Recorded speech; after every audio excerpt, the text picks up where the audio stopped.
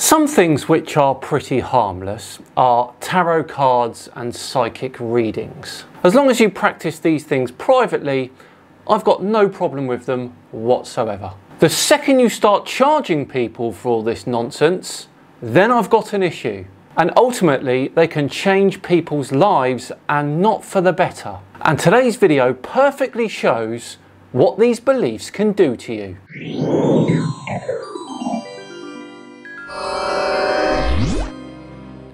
Hello all and welcome along to another episode of Tinfoil Tuesday with me, Simon Dan. Thank you very much for joining me. Before we begin today, a huge thank you to the sponsors of today's video, Surfshark VPN. Now, Surfshark is a VPN service that makes online privacy protection easy and attainable, encrypting all internet traffic sent to and from your devices, plus ensures your IP address remains hidden to make sure no one can see what you do online. On top of that, they block ads, trackers, malware and phishing attempts, and unlike other VPN services, you can use it on as many devices as you like simultaneously. Now, YouTube is my life. I'm always online up to 6 to 8 hours per day, often sifting through many videos looking for videos to critique on this channel. And that means the internet knows a hell of a lot about you, and it's why you should care about your online data. Now, you can use Surfshark to encrypt your personal information and send it via a secure VPN tunnel so that no one can see it without your permission, which is perfect for protecting things like your ID. Now, ID theft is an increasingly common and scary crime, but you can use Surfshark's HackLock system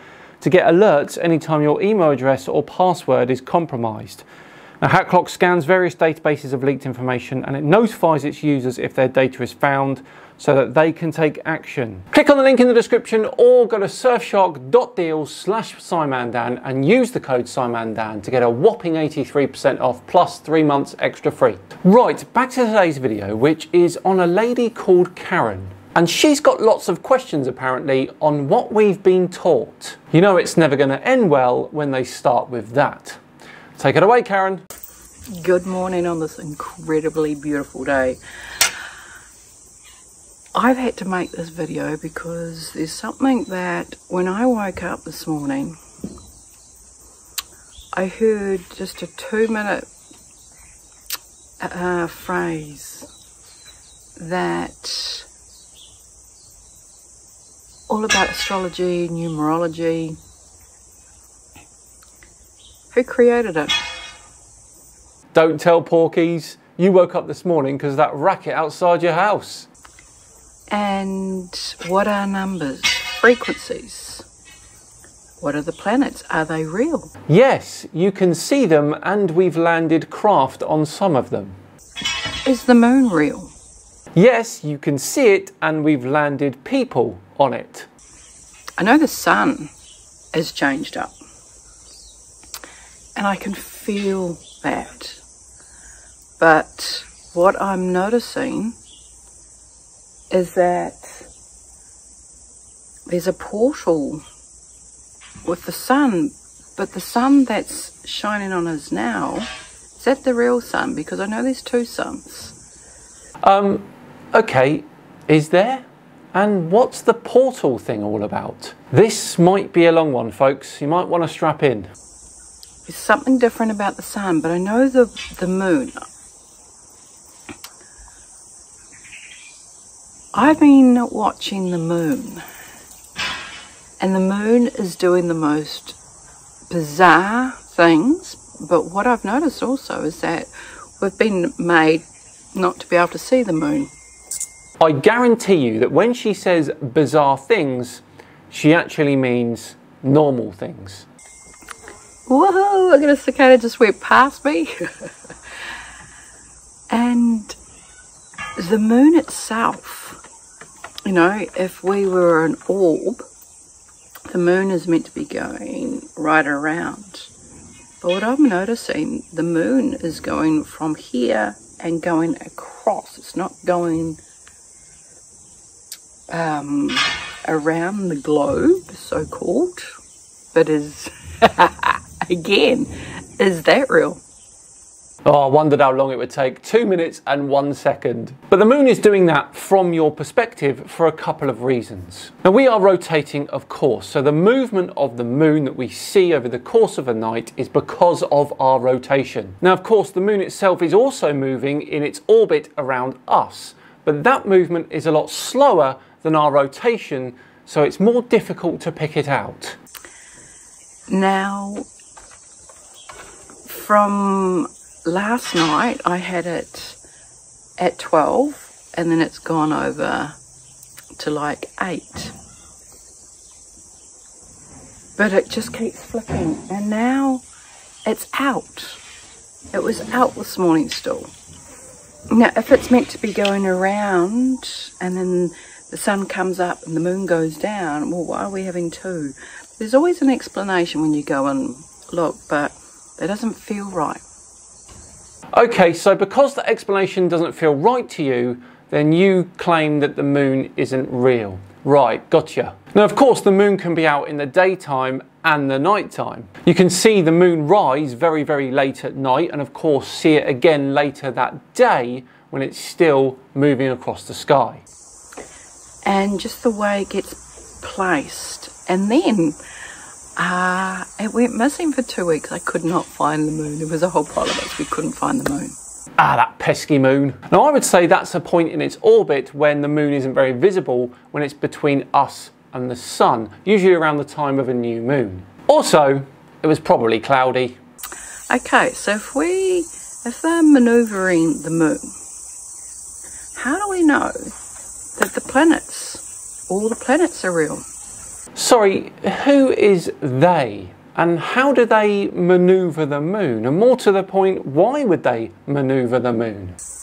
Because we know Earth is, we don't know what it is. Is it flat? Is it round? Are we spinning? I don't believe we're spinning. Karen, you've literally told us you've seen the moon move across the sky, a consequence of our rotation. Wow. Now, if that's the case... Which it's not. So, astrologers use the moon, the stars, but are the stars real? Because they don't feel real either. The stars now as well? Yes, they are real, Karen. The sun is one. And the existence of something doesn't really care on how you feel about it. There was a massive change up with the stars. The stars, there used to be millions. I could never count them. But now you can look up and it's like, oh yeah, there's a few over there and there's some more scattered over there and there's a bright one. Yeah, that would probably be light pollution. If they were real, why are they changing up? And so what I'm trying to say here, we've got also numerology with the numbers. The numbers are frequencies. And with being a frequency, they change up. Now, what's really interesting is that for years, honestly, years, I've always been told, why don't you get into numerology? Why don't you get into astrology? It's never resonated with me. I've never picked up on it. Honestly, that does surprise me. Where my friends tell it to me, and they will talk about the different, the Sagittarius, the Taurus, with the moon and the planets. I've never even got into all the Taurus and the star signs. it just has never resonated to me, but I've allowed everybody else, and I thought, oh, I don't resonate to it, so they can do it and they can tell me. Even when they tell me, it's just like goes over my head because I don't resonate to it again. But I see the enjoyment of what they get through, and that is the most important thing. Could not agree more, as long as it's done as a hobby. Charging people for it, in my opinion, is a step too far.